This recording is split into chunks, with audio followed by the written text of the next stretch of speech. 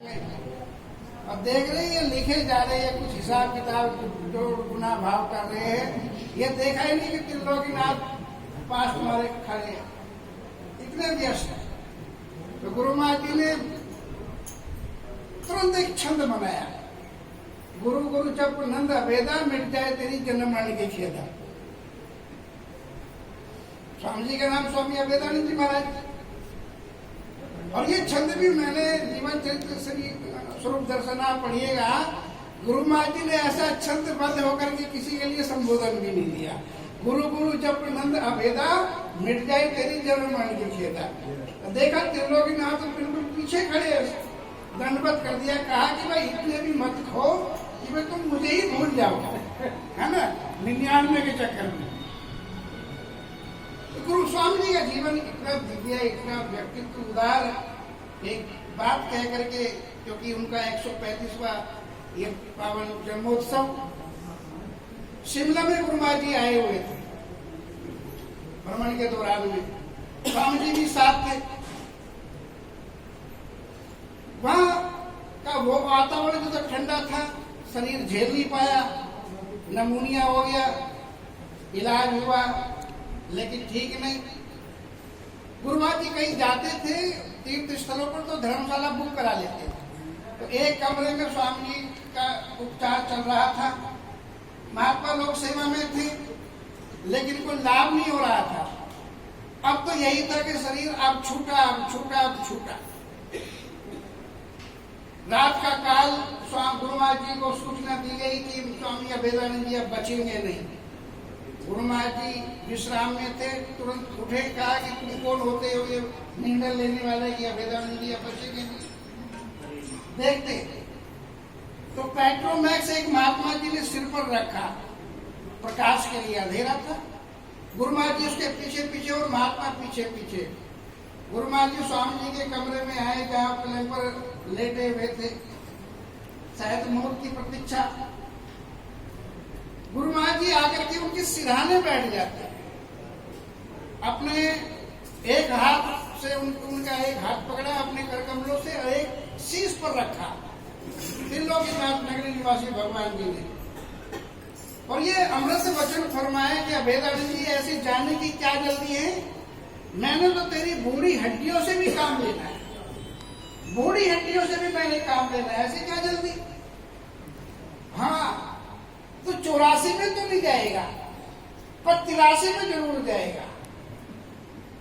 अब ये रहस्य उस समय तो किसी ने समझा नहीं कि तो 84 में तो जाएगा नहीं। अर्जुन गुरु महाराज जी के शरण में आ गया वो तो 84 के चक्कर में तो पड़ेगा ही नहीं, वो तो मुक्त हो जाएगा। हाँ 83 में जरूर जाएगा।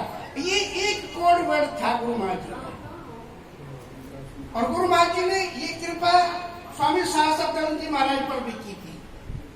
उनको भी 52 वर्ष ठोक करके गुरु महाराज जी ने कहा था कि 52 साल तुझे अभी कहीं नहीं जाना, और ठीक 52 साल बाद स्वामी सहस्त्रानंद जी भी गए थे। लेकिन हम बात कर रहे हैं स्वामी जी की, ये रहस्य उद्घाटन तब हुआ जब 15 अगस्त, जिस दिन पूरा भारत आजादी के तराने गा रहा था, उस दिन आजादी के दिन इटावा आश्रम से उनका प्रेम, अनुभूदेव जी महाराज, उनके लाडले सन्यास भक्त कहिएगा, साधक कहिएगा, योगी कहिएगा, ऐसा कहीं और नहीं मिलता। सदगुरु ऐसा चाहिए कि शिष्य से कछु ना ले, शिष्य को ऐसा चाहिए गुरु को सब कुछ दे, और गुरु को ऐसा चाहिए शिष्य से कछु ना ले। अनुभूदेव जी महाराज और माता रेणुकाबाई ऐसी ही थी कि जब वो स्वामी जी की जोड़ी की शरण में आ गए तो चल अचल संपत्ति लिख करके दे दी थी, सारे आश्रम और सारे शिष्य, ऐसा समर्पण। लेकिन बाद में स्वामी जी ने कहा कि आपने हमको दे दिया और हमने ले लिया, अब हम वापस आपको दे रहे हैं, आप इस आश्रम को मेरा मान करके चलाना। वापस दे दिया वो इटावा का रेणुका भवन। अब यह यहाँ जो समाधि लगी ना जिस हाल में, ये अनुभूदेव जी महाराज जी का ही बनाया हुआ है, ये हाल उन्हीं का है। बाद में स्वामी जी ने अपनी इच्छा प्रकट की कि मैं इसमें हमेशा रहूंगा, आपको कोई परेशानी तो नहीं।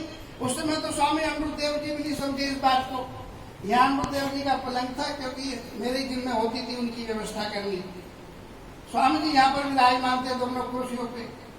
कहा कि तुमने दे दिया और हमने ले लिया, लेकिन इस हाल में यदि हम हमेशा के लिए रहे तो आपको कैसा लगेगा? कहता मेरा अहोभाग्य। तो अमृतदेव जी भी नहीं समझते थे कि ये बात क्यों कही जा रही है, कब के लिए कही जा रही है। ये इसलिए कही जा रही थी, जब यहाँ स्वामी जी की समाधि लगी बड़ों की, तो छोटों ने भी जिद करी कि साथ ही खोदो। और सब जानते हैं कि ये समाधि भी उन्होंने पहले से खुलवा ली थी। कहा मैं साथ ही रहूंगा, इस हाल में रहूंगा स्वामी जी के साथ में। अब अमृतदेव जी तो 83 में चले गए थे, गोस्वामी जी से कुछ दिन पहले ही गए वो। तो इटावा आश्रम में उनका शरीर पूरा हुआ। आजादी जिस दिन देश को मिली वो शरीर से आजाद हो गए थे सुबह भोर में। तो आज हो गए लगभग 39 साल हो गए स्वामी जी को संसार से विदा हुए स्थूल रूप से। और आज हम सब उनका 135वां पावन जन्मोत्सव मना रहे हैं। मैं इस अवसर पर यहाँ पर जितने भी संत आए हैं उन सबको मैं बधाइयाँ देता हूँ, हार्दिक उनका अभिमंगल करता हूँ, प्रार्थना करता हूँ। गुरु महाराज जी आप सबको ऐसी ही भक्ति दे जैसी आपके जीवन में रही। ऐसी मंगल कामना के साथ में बहुत बहुत बधाई देते हुए मैं एक बार उस घोष के साथ में जय घोष की मंगल कामना बोली जयकारा।